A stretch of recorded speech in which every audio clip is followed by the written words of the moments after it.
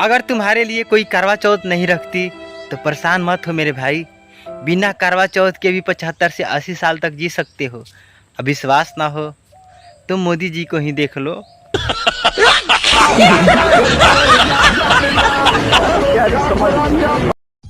अब क्यों बदनाम करती हो लड़कियों कि लड़के बेवफा होते हैं, छोड़कर चले जाते हैं।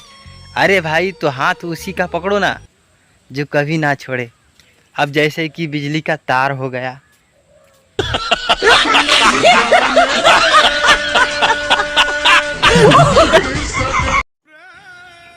सौभाग्यशाली है हम देशवासी, हम जिसे प्रधानमंत्री बनाते हैं वो हमें छक्का बनाकर छोड़ देते हैं। हाँ भाई, वो कभी हमसे थाली बजवाते हैं तो कभी ताली।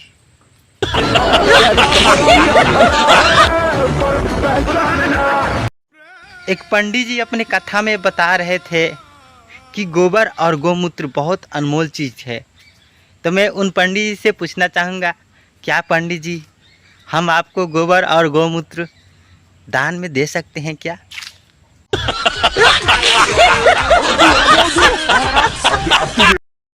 कौन कहता है कि सपने सच नहीं होते हैं गुरु? कभी सपने में मूत कर तो देखो।